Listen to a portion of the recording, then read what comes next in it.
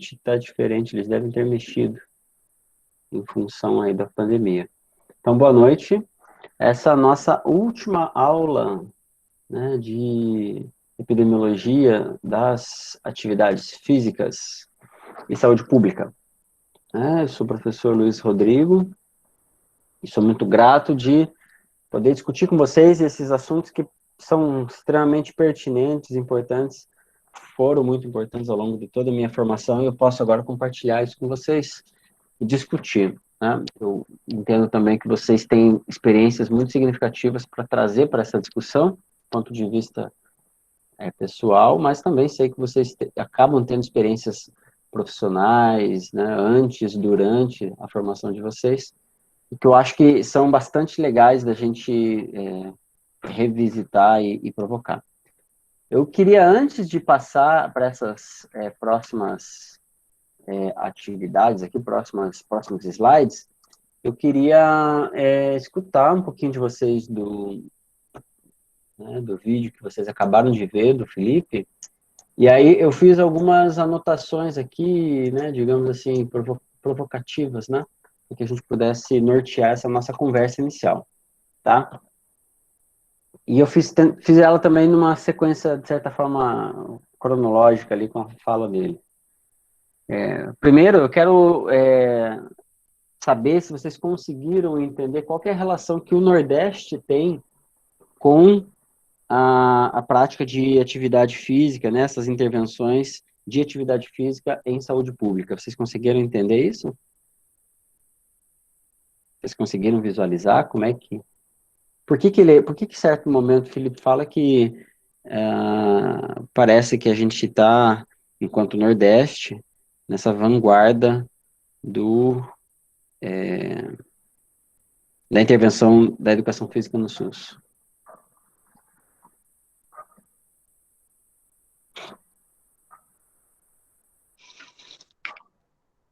E aí, pessoal, não falem todos ao mesmo tempo, senão a gente vai ter problemas aqui. Vocês podem usar o chat também. Professor, será que é porque é uma população mais carente, vamos dizer assim? Aí não tem plano de saúde para todo mundo? Você viu ele falando isso? Não, tô dando a minha opinião. Ele não falou isso, não. Não, vamos nos guiar nossa discussão pelo vídeo, tá? Ele fala que ele falou...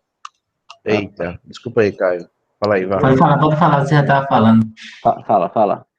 Não, eu ia falar que uma das coisas que ele falou, interessante, é que a gente tem mais profissionais por habitante, né, aqui no Nordeste, do que a maioria do Brasil, entendeu? Interessante isso aí. Isso, o Nordeste tem mais profissionais de educação física por numa população de 100 mil habitantes, né? Exato. Essa é uma das questões mesmo. E ele citou o estudo da Suela. A Suela é uma amiga minha, ela está na Federal do Amazonas, em Parintins, e no momento que ela fazia esse estudo, a gente estava sentado lado a lado, no mesmo laboratório.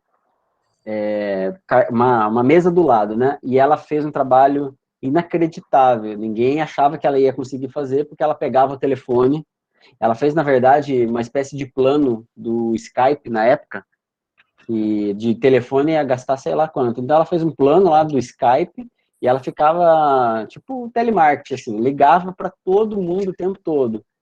E tanto que ela conseguiu fazer um trabalho que ele entrou para a história, né, desse contexto de educação física e SUS, porque ele conseguiu fazer um mapeamento desses profissionais, né? O Felipe mostrou para vocês um gráfico, né, que é esse daqui, ó, esse aqui é o estudo da Suela.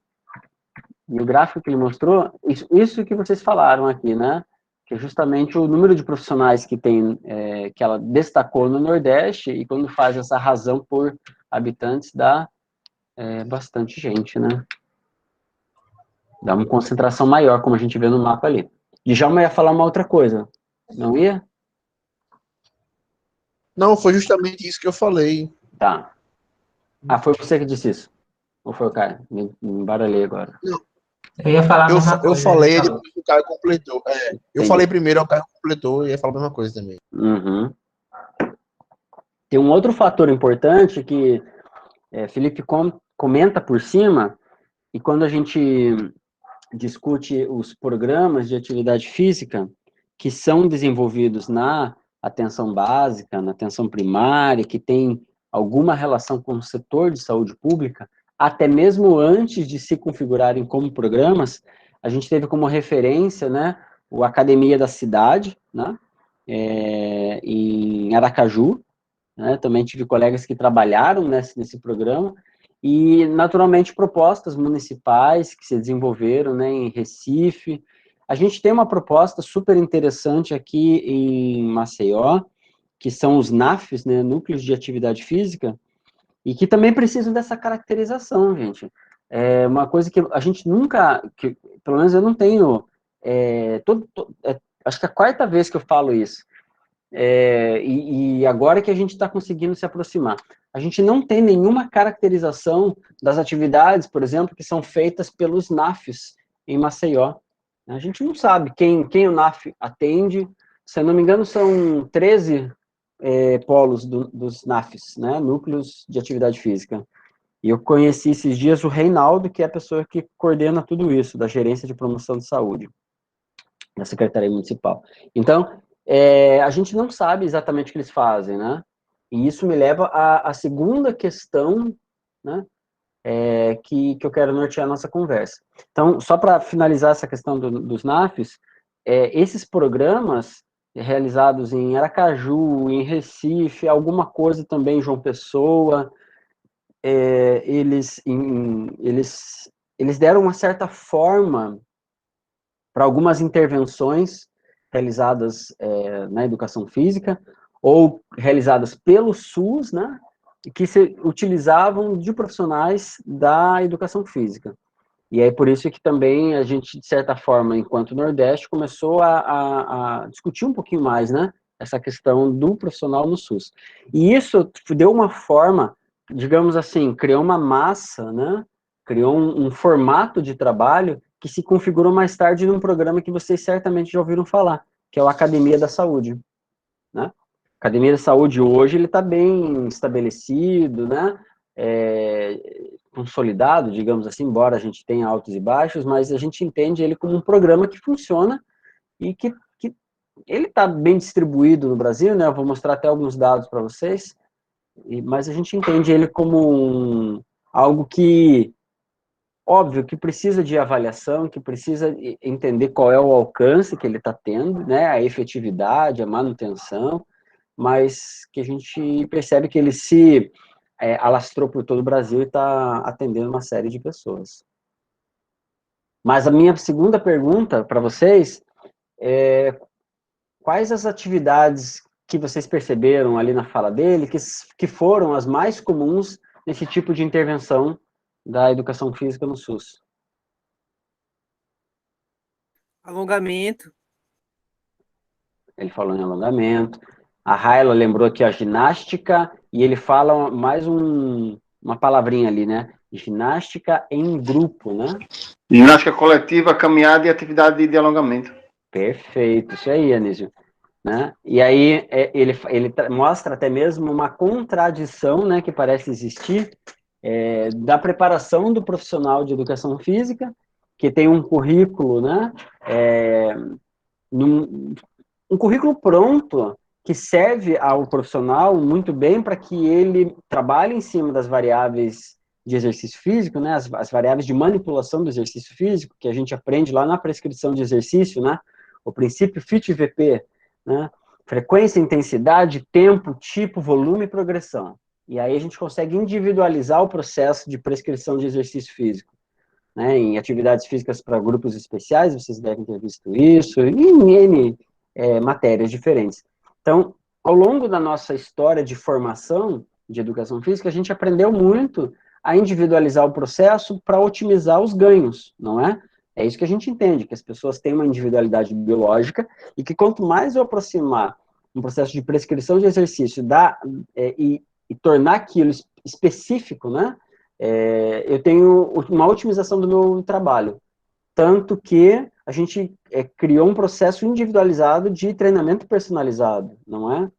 Agora, quando a gente cai nessa realidade de trabalho do Sistema Único de Saúde, a realidade é outra, não permite que nós façamos uma análise desse grupo e prescrições individualizadas. Então, por isso que boa parte dos processos, né, de atividades de intervenções nessas populações são atividades que são mais generalizadas, né?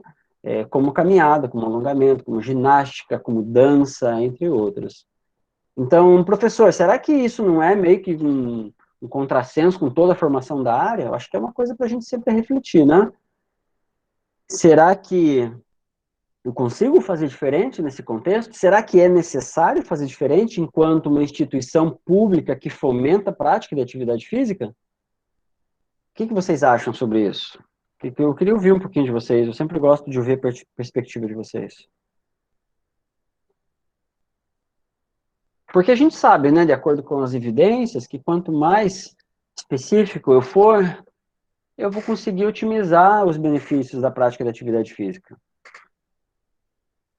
O que a gente pode continuar discutindo sobre isso? O que vocês pensam?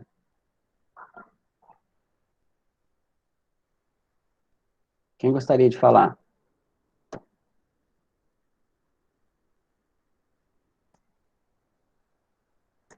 Tem gente falando no chat aqui. Não, não tem. Alguém quer comentar algo, gente? Se não quiserem, falem também, que daí a gente segue para o próximo tópico. Repete a pergunta, por favor, professor. Oxi. Vamos lá. É muita coisa, fiquei confuso.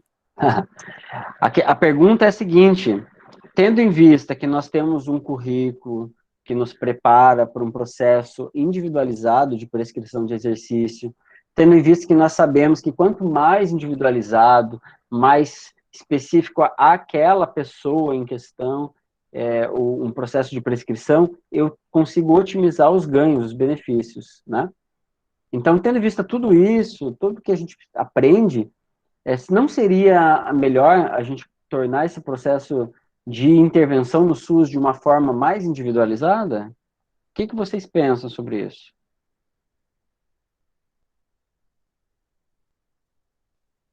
Professor, o colega do senhor também comenta que é um problema também de outra área, né? De outras áreas, né?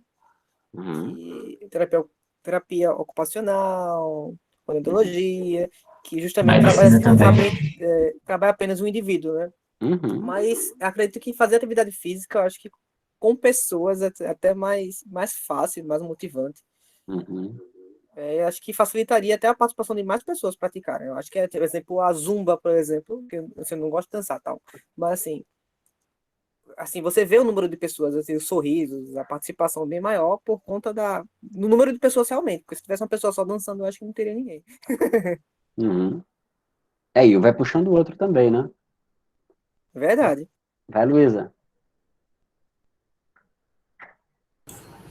Eu acho que às vezes pode ser até uma desculpa preguiçosa, mas quando tem um profissional de educação física no NACHO, desses núcleos de atividade física, às vezes ele tem 1-2 horas de atuação por semana com um grupo e ele precisa, ele sozinho, cuidar de um grupo de várias pessoas.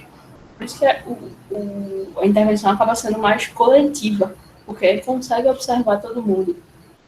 E isso quando tem profissional, né? Porque às vezes é o educador físico para fazer o papel dele, do fisioterapeuta, do TO, porque não tem outra pessoa, só ele. Isso. Acho que é difícil individualizar esse tipo de atividade. Uhum. Deixa eu ler o que a Raela falou aqui também. Seria o caso do profissional de educação física participar da elaboração do projeto terapêutico singular? Bom, excelente resposta, Raela. E, na verdade, seria o caso, sim. Seria o caso do profissional de educação física participar de todos os projetos, né? Porque hoje a gente já fala também numa intervenção interprofissional, né? E de fato, os projetos, eles têm essa abrangência. Alguém levantou a mão aqui, deixa eu ver. Djalma. Fala, Djalma. Eu penso assim que essa questão de atendimento individualizado, ele não está diretamente relacionado com a atividade em grupo, né? Porque eu penso que como atendimento individualizado é só evitar a gente pensar que a mesma atividade vai servir para todos, A gente já está individualizando as pessoas, certo? E a gente pode, após essa questão, esse pré-atendimento individualizado, pode encaminhar para grupos, para outras atividades. Uhum. Isso mesmo. E acho que vocês todos falaram coisas super relevantes mesmo, de verdade. E alguns falaram, né, mais em relação às limitações que a gente tem, né? De números, de tempos. Essas pessoas, de fato, a Luísa lembrou bem que eles atendem, às vezes, 5, 6 unidades básicas diferentes. Então, de fato, é muita gente.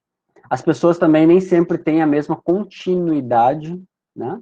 Elas nem sempre seguem, né, tão fielmente os programas, embora, dependendo do perfil, elas sejam consistentes, né? Especialmente as mulheres e as mulheres mais velhas, né, tendem a serem mais assíduas a esses programas.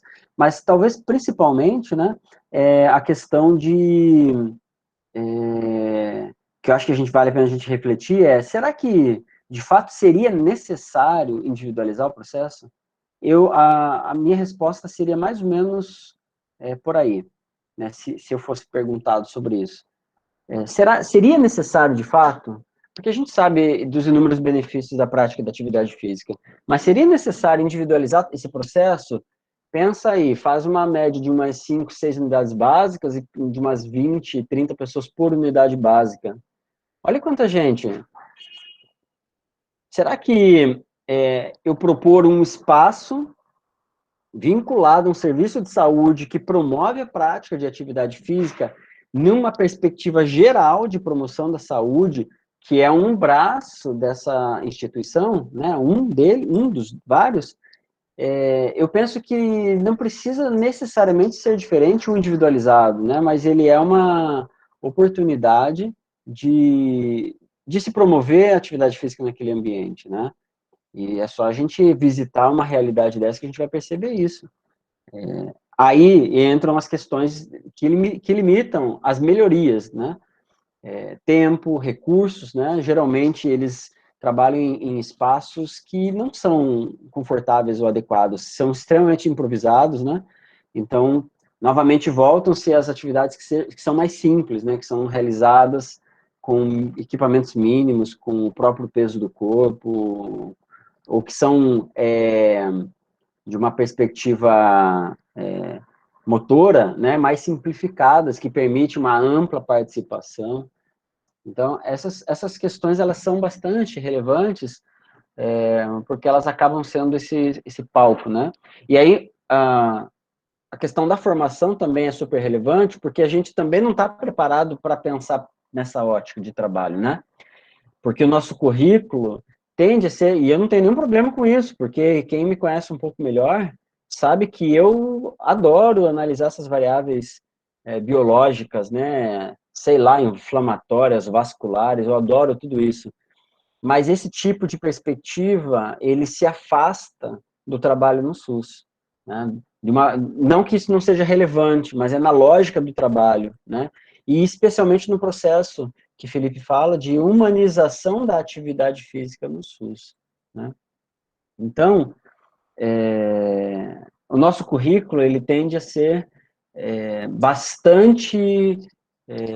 eu não gosto desse termo porque a gente escuta isso de forma pejorativa, né?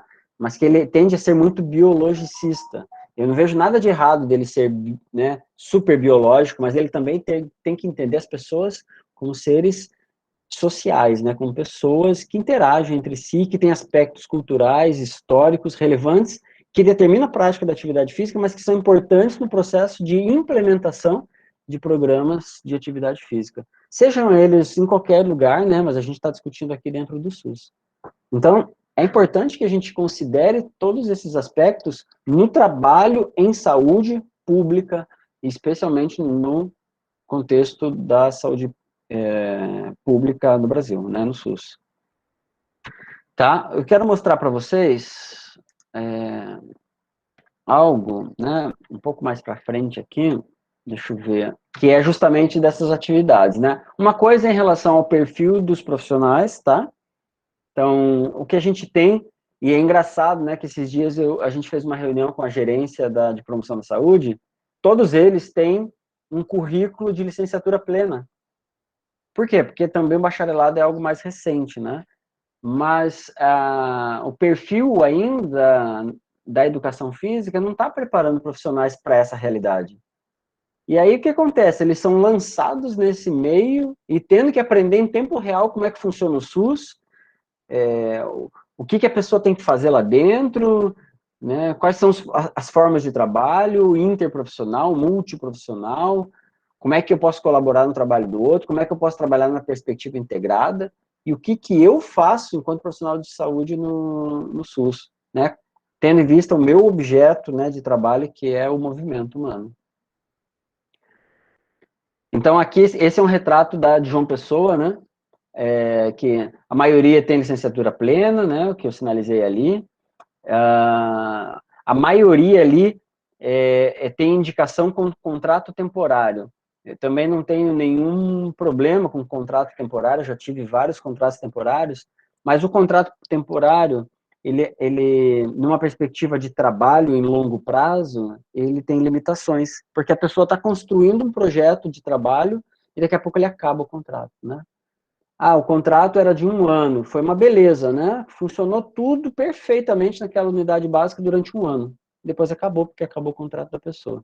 Então, isso é uma lógica que eu acho que alguém de vocês comentou, que é também ter uma estrutura, né, mais macro, né, de políticas públicas que sejam mais assertivas em projetos de longo prazo, né, que sustentem e deem uma perspectiva para o profissional que está lá, que ele pode ficar lá e se dedicar a isso, que ele vai ser bem remunerado, que ele vai ser bem recompensado numa carreira, num concurso público, e que dá esse espaço para ele trabalhar com segurança, né, com tranquilidade, e que com certeza ele vai ser feliz e fazer um trabalho bem feito.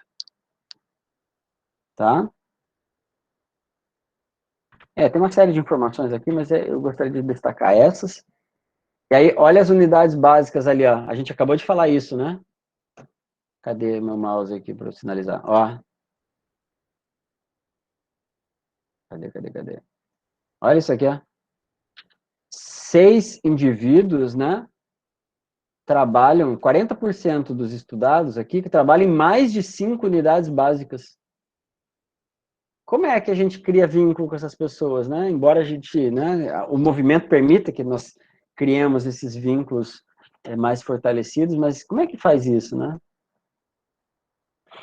Enfim, e aí as formas de trabalho que é onde eu queria chegar. Aqui, achei. Aqui. Formas de trabalho, né? Individual ou em grupos, a maioria, né? Geralmente alguma ponderação mais individual, mas é um trabalho mesclado, né? E aí a prática da avaliação física, né? A gente também pode discutir isso como uma parte integrada de avaliação em saúde, né? Mas também discutindo a avaliação em si que é feita, né? Mas aí a gente deixa isso para uma outra discussão. Esse daqui acho que foi um dos estudos que foi citados por ele, se eu não me engano, né? O alongamento, a caminhada, danças, ele falou em ginásticas também, né? Aonde acontece isso, né? Os espaços onde acontece isso. Nas unidades básicas de saúde, às vezes acontece lá no terreno da igreja, no terreno da comunidade ali, local, né? Da associação, às vezes é num terreno que faz parte de uma escola, porque as unidades básicas de saúde são carentes desses espaços que permitem a prática da atividade física. E aí eu volto para aquele papo que a gente estava tendo sobre a UDA. A UDA tem um baita de um terreno ali também, no Vilarejo Campestre, que eles usam de estacionamento, mas que tranquilamente poderia ter um projeto ali, né, uma inclusão de aparelhos, né, de uma academia da saúde que serviria muito bem e tem espaço sobrando. Daria para fazer um trabalho excelente ali dentro. Porque o terreno é da UFAL, né? Acho que isso é importante da gente discutir. Então, tem como fazer um trabalho em longo prazo, né? E tudo para servir a comunidade, evidentemente. E ali perto tem também a Vila Olímpica, né? Tem, essa Vila Olímpica também é uma grande discussão, né? Só tem mato crescendo lá, né? Pois é. Funcionava lá as atividades antigamente, quando a UTA não estava pronta ainda, é horrível. Mas parece uma coisa mal assombrada ali, né? Não sei como é que tá, mas quando eu visitei por ali, não me deu vontade de ficar. Eu jogava bola lá, aí teve uma vez que eu fui pegar a bola, chutei a bola de onde eu tinha pegado para voltar para a quadra. Isso no trajeto que a bola fez, bateu numa coruja, pô, a coruja caiu no chão assim, eu tava pra ir, velho. No meio do mato lá, coitada, pô. Causos do Caio. Mas não Assassinaram a matei. coruja, Caio. Assassinou a Não, coruja, não. Ela só desmaiou. Depois ela levantou e pegou o voo. pelo menos. Ainda bem, né? E aí as atividades, de novo, né, realizadas, esse aqui na verdade é o mesmo trabalho, só que essa daqui é a tese, né, de doutorado. Aquele lá era o artigo científico.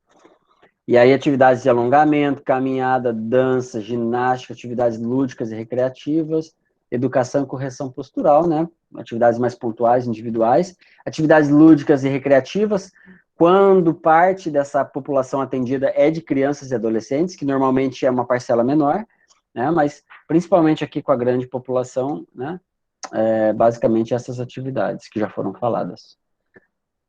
Tá? E aí o Felipe fala de uma coisa bem polêmica, digamos assim, que eu queria ouvir um pouquinho de vocês. Ele fala daquele slogan que o American College, né, estampa, né, e eu também já fiz uma discussão dessa com algumas pessoas, que ele não, né, mas o American College chama o exercício físico de remédio, né? Exercises medicine, né? E aí eu queria saber como é que vocês percebem isso, né? O exercício físico como remédio a ser prescrito pelo SUS, pelo profissional que está lá no SUS? Como é que vocês enxergam esse tipo de coisa? Acho que para a promoção da saúde não é muito eficiente, não. Porque pode fazer com que a pessoa só sinta a necessidade de praticar atividade física quando ela percebeu os sintomas. E muitas doenças crônicas não transmissíveis, ela tem uma fase inicial que é imperceptível, né? Por exemplo, o processo de aterosclerose. A pessoa não vai perceber. Só vai perceber quando acontece um agravamento, uma trombose, algo mais avançado. E aí, se for tratar o exercício para curar uma trombose, já está tarde demais. Exato. Alguém E quer aí complementar? acontece com outras doenças. Perfeito. Acho que por esse motivo que não deve ser tratado como remédio. Eu E sim acho que como uma prevenção, né? o teu raciocínio ele é bem interessante mesmo. Alguém quer falar mais alguma coisa? Eu acho que é interessante justamente por isso, né? Porque quem é que toma remédio, né? Se você está saudável, bem, aí você vai tomar remédio de graça? Tô aqui bem, de saúde, vou tomar um remédio. Para que você vai tomar remédio? O remédio, ele existe por uma condição de doença, né? E aí eu pondero essa frase do exercício é remédio para quem precisa de remédio, né? Mas, naturalmente, quem não precisa de remédio não vai tomar remédio. Então, eu acho que o slogan, ele falha com grande parte da população, embora faça sentido para alguma parte da população. E aí, Felipe faz essa provocação, né, de que se você não fizer exercício físico, sei lá como é que ele fala, mas se você não fizer exercício físico, você vai ter algum problema, né? Essa é uma abordagem que a gente viu na aula passada dos programas, que é a crença baseada na saúde, né? Então, é o terror, né? É a pedagogia do terror. Se você não fizer atividade física, se você continuar se alimentando assim, se você fizer aquilo, se você fizer isso, você vai acabar doente, né? Então, essa introdução do exercício físico baseada nesse medo, eu acho que ela é arriscada também para aquele que pode se beneficiar do exercício como remédio. E além disso, a pessoa não vai criar um vínculo com o exercício físico como se fosse tipo um lazer. Não vai encarar aquilo como se fosse uma obrigação. Exato. E se você encarar algo como uma obrigação, é difícil você ter uma permanência. Não vai ter nenhum vínculo afetivo com a atividade Isso. física, né? Porque o que a gente faz com remédio? Eu sou péssimo para tomar remédio, né? Tem gente que é até pior, mas eu esqueço de tomar remédio. Eu estava tendo que pingar uns colírios no olho aqui, eu pinguei tudo errado, né? Ainda bem que melhorou, mas podia não ter melhorado porque eu não tomei o remédio certo. Agora, o que a gente faz com o remédio? A gente vai lá, usa o remédio e acabou. A gente não tem vínculo com o remédio. O remédio não faz parte do meu estilo de vida. Eu uso o remédio enquanto eu preciso do remédio, né? Numa posologia, né? Então, o exercício físico, ele pode ser análogo a medicamento em algumas circunstâncias, porque a gente tenta entender a dose e a resposta, o volume, a causa e o efeito, o benefício que isso, né, é gerado, a remissão de sintomas de uma determinada doença, né? E eu sei do que eu estou falando. A gente pode estudar isso na hipertensão, no diabetes, sei lá, N doenças.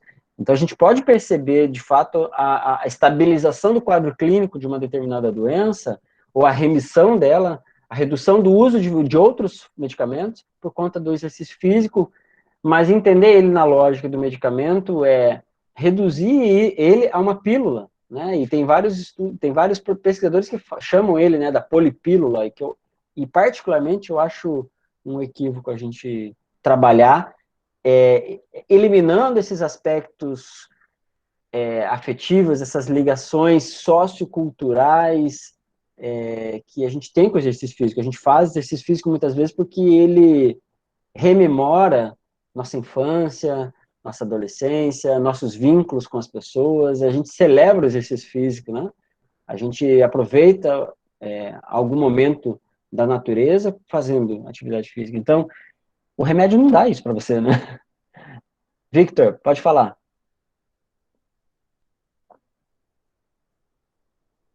Será que o Victor ouviu? Sim, tá ouvindo? Tô ouvindo, pode falar. Fui convidado para a recreação de um evento, assim, fora do estado, por uma professora aí da UFAL, para a recreação dos meninos, né? Dos alunos já de vários cursos. E eu senti o peso da bolsa dela. Aí eu, o que é que tem aqui dentro? Aí ela tem 12 quilos de halteres, porque eu faço 1 hora de exercício por dia para não tomar remédio de ansiedade. Aí acabou que ela só usou um dia e o resto me acompanhou no treino. Exatamente. Ele vira dose, né? Uma dose homeopática ou não, uma dose diária ou não. E ele foi introduzido isso também pela comunidade médica, né? Porque você começou a entender esses benefícios, e aí o médico prescrevia. E quando o médico fala, isso ganha uma outra importância, inclusive, né?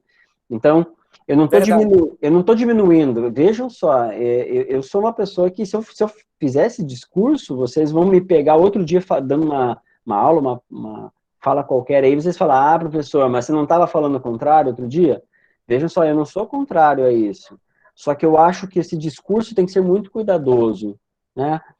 Porque a gente reduzir esse papel da atividade física é eliminar todas as outras possibilidades que ela permite ser, fazer, criar na vida das pessoas. Então, é algo bem delicado. E aí, dentro de um contexto de saúde pública, a gente não vai conseguir ficar dando doses de exercício físico para as pessoas. A gente tem que atingir o maior número de pessoas. A gente tem que fazer com que o Brasil todo se mova, né? E a abordagem da saúde pública, do SUS, dos programas de academia da saúde, entre outros, é justamente promover a saúde em uma larga escala e promover a atividade física. Então, eu tenho que ressignificar o papel dela na vida das pessoas dentro de um estilo de vida que seja saudável. Então, aquela prática de atividade física precisa ser incorporada dentro da vida dela, precisa ter um significado, né, para ela. E eu não consigo fazer isso com um remédio, né? Então, para mim, a resposta acaba sendo sempre simples, né? Eu olho para um remédio e eu deixo ele no canto ali e penso, só vou usar quando eu vou precisar. Ainda mais eu que não gosto de usar remédio. Então, se eu entender o exercício físico como um remédio, para mim mesmo já não vai funcionar. Por isso que eu não acredito nisso. Mas eu acredito que ele tem um papel, sem dúvida, importantíssimo, e em alguns contextos ele precisa ser mais bem controlado, né? E aí a gente não está falando de atenção primária à saúde, a gente está falando de atendimento no nível secundário e no nível terciário. Ah, professor, mas e na reabilitação cardíaca fase 2? Não, então peraí. Na fase 2, então a gente vai monitorar todas as sessões de atividade física, vai criar um planejamento, né, para controlar as variáveis de intensidade, de volume. Ah, professor, mas a gente está criando um grupo de promoção da atividade física e com atividades X, Y, Z para diabético. Não, peraí, então a gente tem que cuidar, porque também são pessoas que usam insulina, a gente não vai querer sobrepor os efeitos do exercício físico e da insulina, né? Então tem vários contextos que a gente tem que tomar muito cuidado. Mas na ótica, na perspectiva desse trabalho abrangente, ele não pode ser reduzido a remédio. Tá bom? Bom, deixa eu ver, eu quero avançar mais um pouco aqui, em relação às próprias práticas, né? E tem alguns trabalhos que tentam despertar essas questões para a gente, né? Será que a gente está preparado, né, para discutir, fazer, pensar, promover saúde nesses contextos? E o próprio Felipe lança uma pergunta, né? A gente tá fazendo um trabalho agora, aqui em Maceió, o trabalho da Heloíse, que é justamente nesse sentido também. E aí eu pergunto a vocês, será que o fato da gente conhecer a atividade física, né, a saúde, saber para que serve, saber do efeito, saber o quanto a atividade física é importante, todos nós aqui na sala já sabemos disso, né? O quanto é importante fazer atividade física, mas será que isso é suficiente para que as pessoas façam atividade física? O que vocês acham? Ter conhecimento sobre a prática da atividade física é suficiente para me fazer praticar atividade física? Não. Por quê? Por que vocês acham que não? Porque depende de outros fatores, né? Depende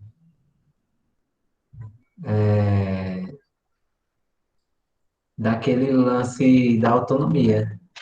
Por exemplo, se você pode até ter conhecimento sobre os fatores de atividade física, dos benefícios que causa, mas se você não consegue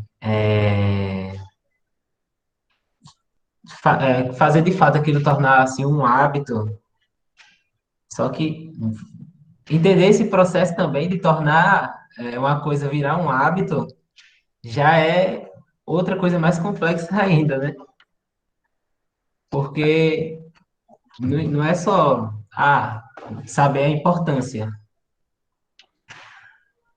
Por exemplo, assim, para a gente é mais fácil, mas para alguém que está aprendendo agora, ele só saber algo conceitual sobre algo, não quer dizer que ele vai sair da zona de conforto dele para. Ele tem que, na verdade, ser apresentado a outros meios de conhecer aquele hábito, entendeu? Não é só a teoria, entendeu? Porque eu acho que é isso. Legal. A Luísa quer comentar algo, Luísa? Luísa disse que não também.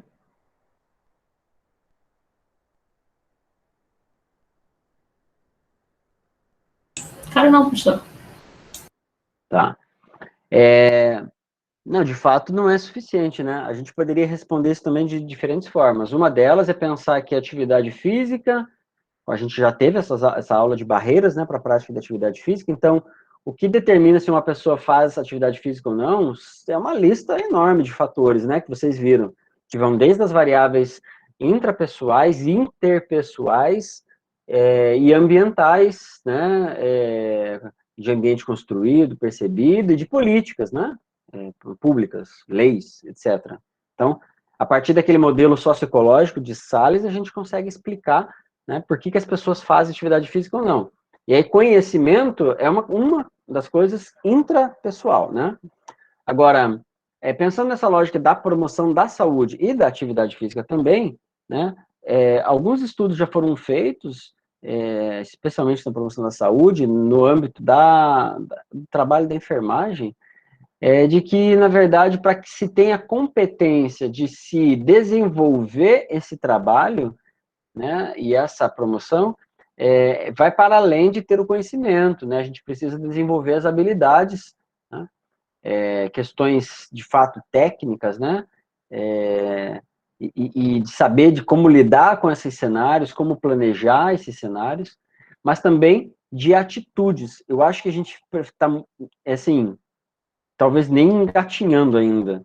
A gente está num momento muito inicial da nossa formação em saúde.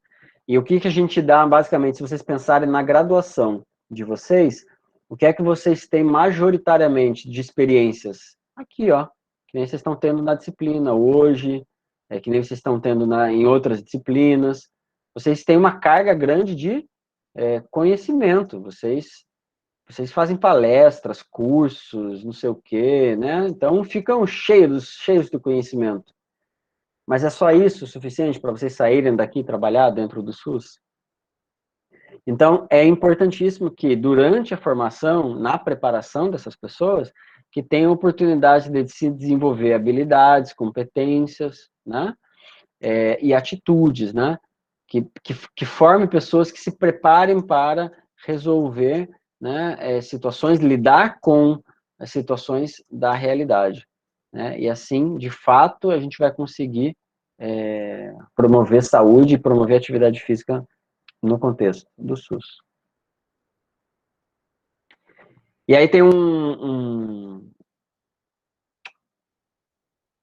na verdade, uma figura muito grande, né, do Coutinho, é uma tese de doutorado na enfermagem. Deixa eu ver se eu tenho ela grande, se eu tenho ela aqui. A gente abre, na verdade. Ele fez um estudo muito bacana, né? Foi uma tese de doutorado.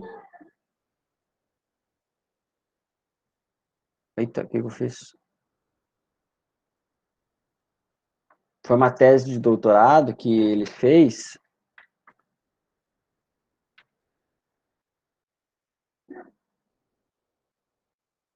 Uma tese de doutorado que ele fez e que ele tentou entender, né? O que a gente precisa para ter bons profissionais, né? O que a gente está precisando desenvolver com essas pessoas? Naquele livro, naquele capítulo de livro que eu mostrei a vocês, a gente tem algumas possibilidades. Cadê? Eu tinha tão fácil aqui. Segundinho só.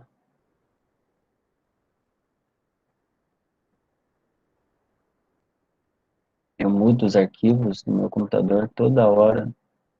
Eu não canso de apanhar por isso. Aqui, achei. Achei a tese dele, não achei o capítulo. Então, na tese dele, ele discorre sobre todas essas condições da área, né? Aqui está aquele gráfico lá que vocês acabaram de ver, né? Dos conhecimentos, das atitudes, das competências. E aí ele faz um estudo, ele faz uma série de estudos, na verdade. E ele tenta organizar isso isso aqui é a figura que vocês acabaram de ver ali, né? Quais são os conhecimentos? conhecimentos das definições, o Caio falou bem isso, né? A pessoa vai lá e aprende um conceito, né? Então, ele aprende como define, né? A saúde, como define a doença, como define a atividade física, como define isso, aquilo. Aí ele aprende também como fazer, né? Qual que é o procedimento, né? De prescrição de exercício, de aulas de ginásticas em grupos. E ele tenta aplicar isso dentro da realidade de Maceió, né? Do contexto que ele vive. Dentro das habilidades, o que seria esperado, né? Que ele se desenvolvesse do ponto de vista de planejamento. E esse planejamento, uma coisa importante, ele não pode ser deslocado da realidade do trabalho no SUS. Não é apenas um planejamento isolado que você, enquanto profissional de educação física, faz, isolado das atividades dos outros profissionais que trabalham com os mesmos pacientes, né, com os mesmos usuários, que é o melhor termo. As habilidades de comunicação, tanto com a população quanto com os outros profissionais, as próprias avaliações, né, do cenário, né, de território, de indivíduo, de grupo, as habilidades de incentivação, né, para o trabalho em saúde em geral, e uma das coisas que foi muito legal, que foi uma carência muito grande que foi falado, a gente se reuniu com o setor da saúde no ano passado para discutir o currículo, né, e uma das coisas que foi falado por eles foi justamente a gestão, que ninguém ensina gestão em lugar nenhum, né? Ninguém ensina gestão, mas quando eles entram lá, eles trabalham com gestão, então tem alguma lacuna aí na formação que não está preparando as pessoas para lidar com a realidade do SUS, tá? Então, e aí as atitudes, né? E aí ele enumera isso, várias coisas, né? Na verdade, professor licença, na verdade, aqui no Brasil não tem isso, né? Gestão, qualquer um pode entrar e se intrometer. Tipo, a gente vê até no sistema das eleições políticas. A pessoa não precisa nem ter alfabetização, imagine um curso de gestão para ser algum prefeito, um vereador, até presidente. Então, eu acho que aqui é muito defasado esses lances. Sem dúvida. Sem dúvida. Imagina. Eu estou discutindo uma necessidade que é real, né? Mas quando a gente olha para a nossa realidade, o buraco é bem mais embaixo, né? As necessidades mais básicas, mais essenciais de organização, né, do serviço público, como você está trazendo, de gestão, é super precarizado e, né, jogado às baratas. Demais. E aí, só para dar uma noção para vocês podem buscar a tese, né, quem tem mais interesse, tem inúmeras competências, né, porque eu falei ali do domínio do conhecimento, mas dentro do domínio do conhecimento, né, da dimensão, ele traz competência 1, 2, 3, 4, aí ele fala do procedimental, daí ele elenca também, e ele ouviu as pessoas falando, diferentes pessoas em diferentes programas, então é um estudo qualitativo maravilhosos para pensar o que é necessário. É pegar esse estudo e aplicar dentro de um currículo, né? Isso, sem dúvida, traria inúmeros benefícios para a formação, para o trabalho no SUS, né? Porque é também uma lógica que a gente precisa discutir, né? Para quem que a gente está formando alunos, né, enquanto instituição? E onde vão trabalhar esses alunos, né? Então, todas essas reorganizações e reflexões são importantes, tá? Então, faltou, né, falar alguma coisa aqui, né, falei da competência, comunicação, então, veja, muitos apontamentos, né, sobre todas essas atividades. Aqui são das atitudes, ó, atitudes, demonstrar controle em situação de acidente durante as atividades. Atitude, mostrar alteridade, colocando-se no lugar do outro nas relações com os usuários. Atitude, demonstrar flexibilidade e criatividade diante da complexidade e variabilidade da atenção básica. Atitude, demonstrar por meio das relações humanizadas o entendimento de que indivíduos são diferentes e imperfeitos. Atitude, demonstrar liderança, frente à orientação das atividades, a atitude, demonstrar respeito. Então, uma série de atitudes que são esperadas do profissional nesse tipo de trabalho, né? Poderia listar elas, eu vou fazer isso em outro momento. E aí, o que a gente pode pensar, né, é que esse trabalho do profissional, ele vai se consolidar na prática, né, em algum espaço, né, em um espaço muito grande que tem absorvido uma série de profissionais, sem dúvida, a Academia da Saúde, né, e a gente não poderia finalizar nossa disciplina sem falar da Academia da Saúde, né. Ele foi criado, né, em 2011, por essa portaria, que está ali, né, tem um linkzinho para puxar a portaria aqui. Poderia colocar no AVA também para vocês. E aí houveram, obviamente, sempre, né, esses programas, eles acabam recebendo ajustes, né, menores, financiamento, maior financiamento, alterações, né, no tipo de funcionamento, mas ele é, sem dúvida, um amplo espaço de intervenção, né, na saúde, a partir da prática da atividade física, e aí a gente vai discutir até onde vai a prática, qual é a possível ampliação, mas é uma estratégia, sem dúvida, de promoção da saúde, produção, né, do cuidado com a saúde, a partir da implantação desses espaços novos ou em espaços já construídos, né, uma espécie de ressignificação dos espaços públicos nas cidades em todo o Brasil. Então, a Academia da Saúde, né, eles visam, né, numa leitura mais atualizada, ter um espaço de promoção da atividade física, ter um espaço de lazer, um espaço de interação entre as pessoas, um espaço que se fala de alimentação saudável, e tem uma série de princípios norteadores do trabalho dentro desse espaço.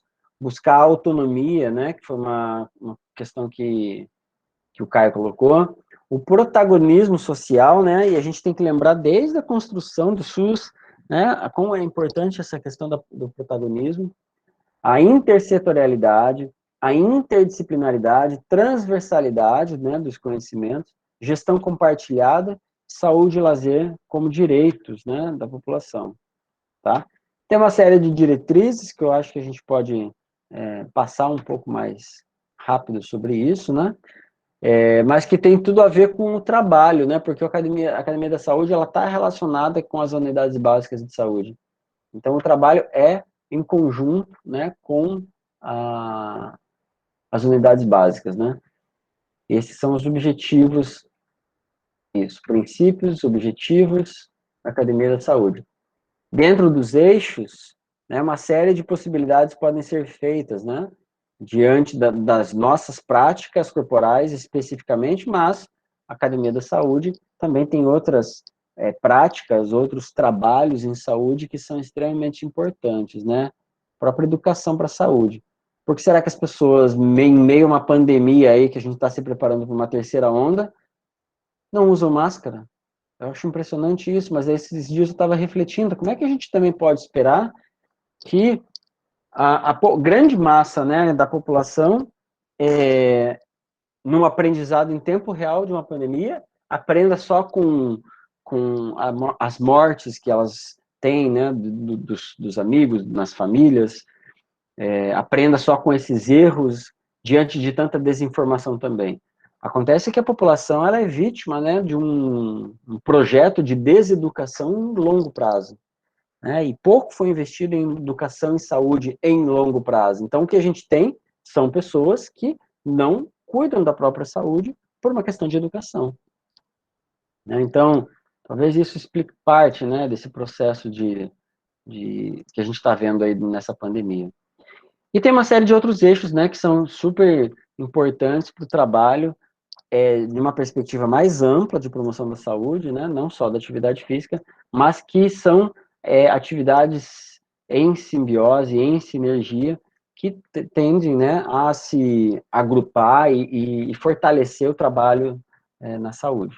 A gente pensa que todo esse trabalho é importante e ele acaba se interagindo, né, entre todas essas atividades e potencializando os ganhos em saúde. Tá? Então, assim, essa é a relação que a gente tem, né, entre os setores, diferentes setores, que pode dialogar, né, com a Academia da Saúde. E eu até tenho algumas limitações no entendimento desses modelos, e cada vez que eu converso com pessoas que estão na gestão, eu aprendo um pouco mais. Então, por exemplo, a gestão da promoção da saúde, com quem eu conversei semana passada, já não lembro, né, da Secretaria Municipal de Saúde, eles estão propondo que haja uma interação entre academia da saúde, promoção da saúde na escola, núcleos de atividade física, e tem um outro programa que não está aqui, que é o chamado Crescer Saudável, que eu não sei se vocês já ouviram falar, que também é do governo federal. Nossa, Crescer Saudável. Então, existe uma ampla interação e articulação entre os setores, né? Então, a gente percebe a intersetorialidade naqueles projetos, né, que dialogam com o que é básico. O que é básico aqui? A Unidade Básica de Saúde, que tem a estratégia saúde da família, né? E aí a gente tem um núcleo que apoia, né, que traz mais profissionais da saúde, que amplia, né, o cuidado em saúde da população. Então, ele chega para somar, e também a Academia de Saúde também chega para somar nesse trabalho em conjunto com as unidades básicas de saúde, dialogar também com os outros projetos, né, os outros setores, as outras atividades que existem. Tá ok? E aí tem, né, diferentes tipos, né, de academia da saúde, modalidade básica, modalidade intermediária, modalidade ampliada, né. Eu ainda não fiz o mapeamento aqui de Maceió, para saber o que é que a gente tem, ou de Alagoas mesmo, né. Tem alguns estudos sobre a implementação das academias da saúde, tem um aqui nessa aula, e aí também tem a contrapartida do município, né. Então, a gente sempre está nessa gestão dos 3 níveis, né, do município, do estado e da União. Então, é necessário essa pactuação, né, entre esses 3 níveis de financiamento e de suporte. Tá? Deixa eu passar um pouquinho mais. Esse aqui é do Programa de Saúde em 2017, né, os polos habilitados. Na verdade, eu não conheço informação mais recente sobre essa, né? E tem até um estudo um pouco mais à frente que fala justamente dessas implementações, dos problemas que houveram com essas implementações. Aqui, então, são as obras concluídas. Olha quantos polos de Academia da Saúde, né? Até maio de 2017, havia 2.000 polos já construídos, né, além de 450 similares, né, ressignificados, digamos assim, obras que não foram iniciadas, obras que já foram iniciadas e concluídas, né, como a gente viu aqui. Aqui é o número de profissionais que atuam regularmente nos polos de Academia da Saúde, né. Então, basicamente profissional de educação física, e aí a gente tem outros, né, que chegam para somar nesse trabalho de saúde. Basicamente fisioterapeuta, nutricionista, e aí a gente tem outros que acabam tendo uma participação um pouco mais secundárias, e é importante lembrar que eles sempre são vinculados, né, aos NASFs. Aqui é o vínculo, né, e aquela questão problemática, como eu já falei para vocês, né, da maioria ser contrato temporário que acaba não dando continuidade, especialmente naqueles projetos que são bem-sucedidos. Quais são os tipos de atividade que são realizados nesses polos do programa da Academia da Saúde, né? Basicamente, ginásticas, a gente tem aquela estrutura, né? Ali atrás eu mostrei para vocês, mas são estruturas, né, que tem basicamente exercícios, né? Barras e bancos, espaldares, né? Barras paralelas, pranchas, né, de abdominal, é basicamente isso, né? Tem algumas estruturas que são um pouco mais sofisticadas, né? Mas elas são em menor número também. Aqui está a estrutura básica. Barras paralelas, espaldar, bancos elevados, inclinados, pranchas, barras assimétricas, né? E o pessoal usa. Foi o Caio que falou, né, que tem uma pracinha, que tem uns equipamentos assim, e o pessoal vai lá usar, não foi, Caio? Tem uma grade aqui para fazer calistenia, com um campo de areia junto. Dentro de um campo de areia, na verdade. É incrível, o pessoal vai lá mesmo sem qualquer tipo de orientação profissional e usa. Imagina se você colocar um projeto, né, institucionalizado, com um profissional habilitado para orientar o trabalho, né, o uso, né, da população desses equipamentos. Ele começou com um grupo que fazia calistenia mesmo, fazia até competições de street workout aqui. Mas esse grupo já acabou. E aí, mas ainda assim o pessoal continuou praticando. Aí tem gente de hoje em dia que começa a conhecer a calistenia a partir de outras pessoas que eram desse grupo, ou que conheciam pessoas que eram desse grupo, e por aí vai. Mas que nunca ficou inútil, né? Sempre eu passo, tem gente ali. Faça chuva, faça sol. Pois é, imagina se a prefeitura, né, e a pactuação com o governo federal não colocasse, né, um profissional vinculado à unidade básica mais próxima que existe aí desse lugar, e que conduzisse, porque ele também é a porta de entrada, né? Essas pessoas aí são conduzidas para dentro da unidade básica por um cuidado de saúde, né? De outros aspectos, de outras dimensões da saúde. Assim como as pessoas da unidade de saúde usam essa estrutura. E com um profissional ou uma equipe, né? Que permite... E fica pertinho, e fica pertinho de 2 UBS aqui. Pois é. O Victor está falando que tem uma academia na Orla, né? É bem na frente do Vera Arruda aqui. E essa academia, eu não sei até hoje como é que ela funciona, mas ela é uma parceria entre a Estácio e a prefeitura, né? Eu não sei se foi a Estácio que comprou os equipamentos, eu não sei se a Estácio captou dinheiro do governo federal para colocá-la ali, eu não sei se foi estadual, eu não sei. Eu quero saber da história dela, porque é uma academia muito legal, ela está um pouco defasada, porque também está de frente, né, para a orla ali, e isso vai gerando um desgaste, mas ela também é super utilizada, né? Todo dia tem gente usando aquela academia, eu até acho que ela poderia ser mais utilizada ainda. É certo também que ela é ao ar livre, ela é muito bonita, e tem alguns horários do dia ali que ficaria impossível de se utilizar. Um amigo porque meu direto. disse no começo ele estava frequentando essa academia. Ele disse que eles pediam ou era quilo de alimento, ou era materiais recicláveis, uma coisa desse tipo, que eles pediam para a pessoa ficar lá 1 hora. Pois é. E eu fico indignado como é que a UFAL não tem, né? Algo desse tipo, né? Podia ter uma proposta ali, né? Podia ter uma proposta de grupos de corrida, né? Ali, em outros lugares. Então, acho que, assim, tem muito trabalho a ser feito ainda. E, enfim, que sejam parcerias que não acabem, né? É um projeto que durou 1 ano. Tá, mas 1 ano não serve, né? Tem que ser uma proposta duradoura, né? Alguém levantou a mão e acho que abaixou, né? Porque não tem ninguém aqui com a mão levantada. Minha mãe escutou sobre a academia da UFAL, ela comentou, poderia ser bom até para estágio.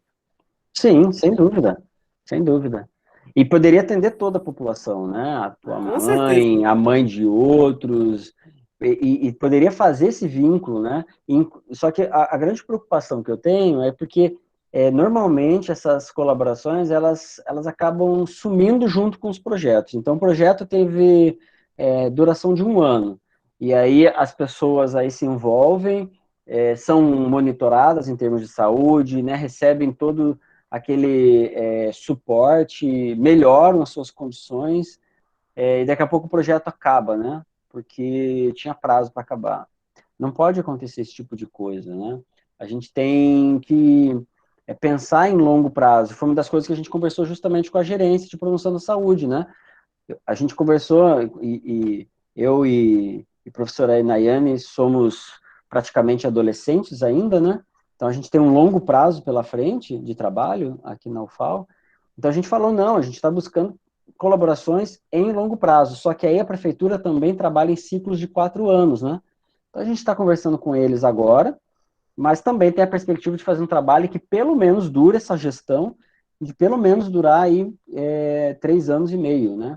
Que a gente está conversando agora com eles, para começar no segundo semestre.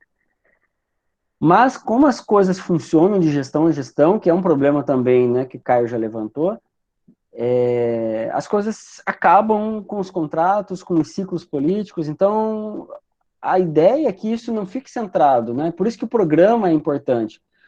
Quando ele passa de projeto para programa, que é o que aconteceu com a Academia da Saúde, ele não acaba com os ciclos políticos, ele perpetua, né? E aí a gente consegue fazer um trabalho em longo prazo e atingir o maior número de pessoas.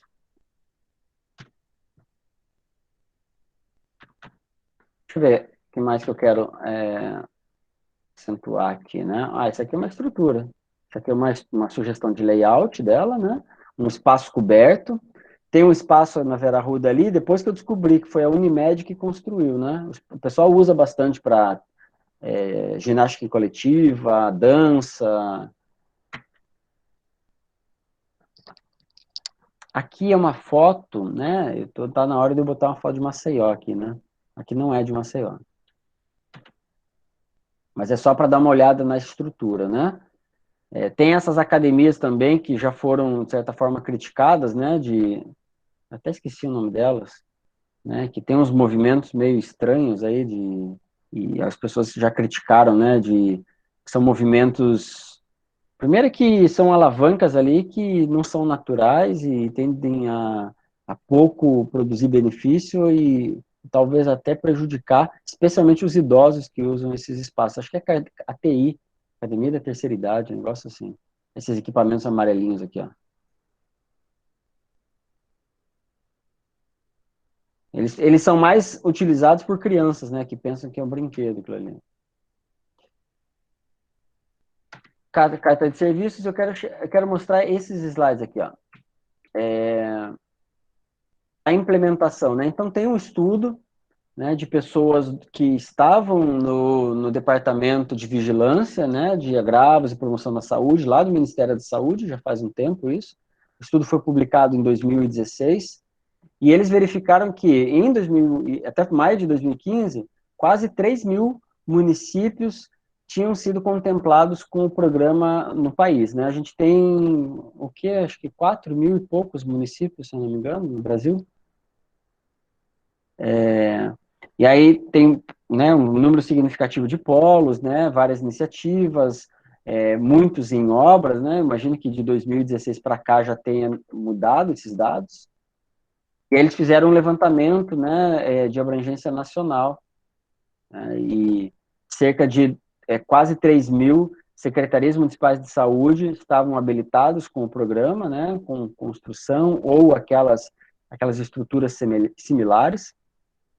Destas, 2.418 responderam, né, a essa avaliação deles, né, sobre a implementação da Academia da Saúde, e eles fizeram esse levantamento, né, de secretarias que estão com os polos em funcionamento ou que não estão com os polos em funcionamento, né, para justamente tentar entender o processo de implementação.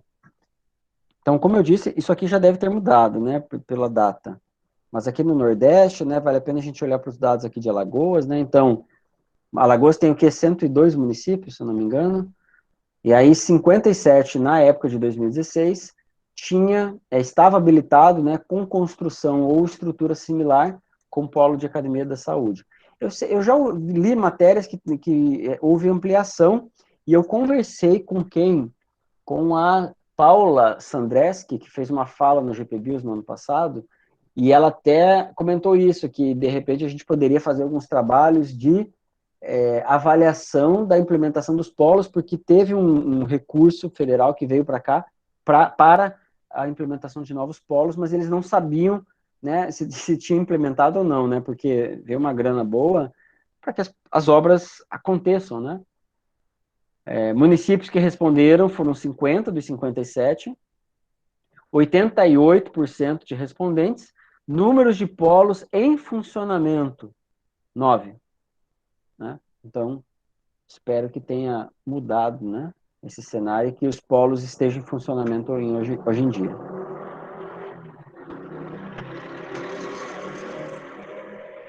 E aí as principais causas, né, disso, geralmente são os problemas de licitação, numa perspectiva burocrática. Isso de fato é um problema geral, né?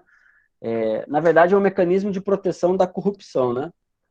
Que o brasileiro é tão bom em driblar a corrupção que ele consegue, inclusive, criar manobras, né, de se usar o próprio processo de licitação como mecanismo de corrupção.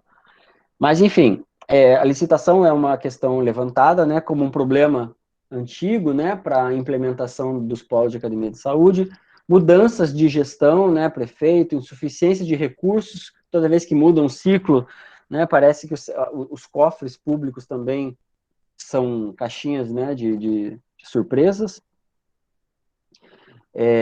e atrasos, né, questões de infraestrutura, de construção, né, que também tem tudo a ver com o processo, né, de levantar esses polos de academia da saúde.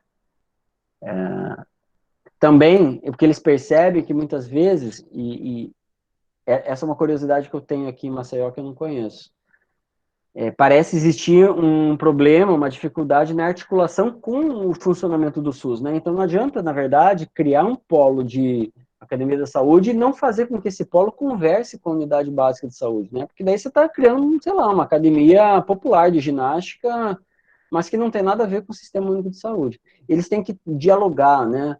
As pessoas têm que transitar nesses espaços, as informações, os profissionais têm que pensar, né, de uma forma única, num trabalho único de saúde, tá?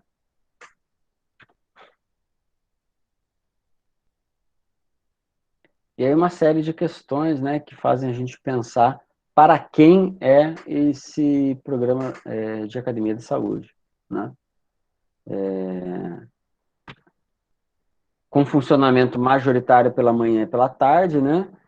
As pessoas trabalham, né, nesse horário da manhã e da tarde, então vai beneficiar basicamente quem não trabalha ou é aposentado, e justamente por isso que a gente percebe aqui que a maior parte é de adultos e idosos, né, e até mesmo pela falta de articulação com o programa Saúde na Escola, eles pouco incluem crianças e um pouco mais de adolescentes.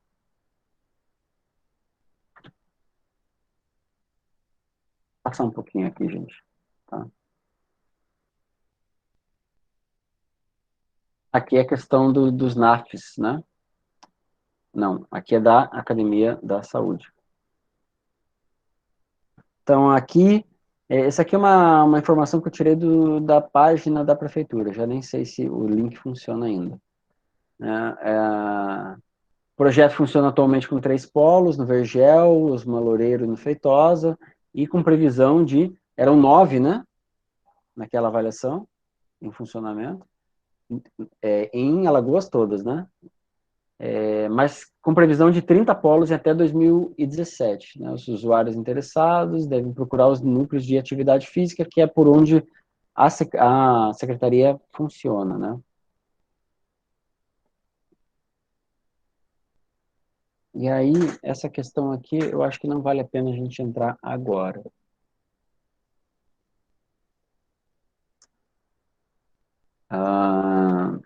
Gente, deixa eu parar a apresentação aqui. Deixa eu ver se tem algo mais que eu gostaria de falar com vocês.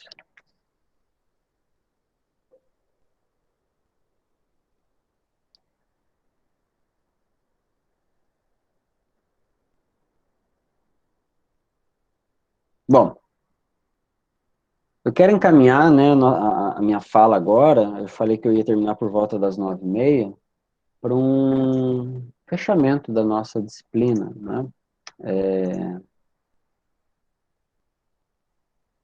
Primeiro, quero agradecer a paciência de vocês, né? Porque eu falo pra caramba. Mas eu também queria agradecer a participação de vocês, né? Eu entendo que a gente chega nesse horário cansado, né? Muitos trabalham o dia inteiro e agora, né? Ainda vão assistir aula dessa forma remota, né? De fazer aula, que a gente, né? Compreende que não é a melhor maneira, né? Mas que a gente está dando o nosso máximo, professores e alunos.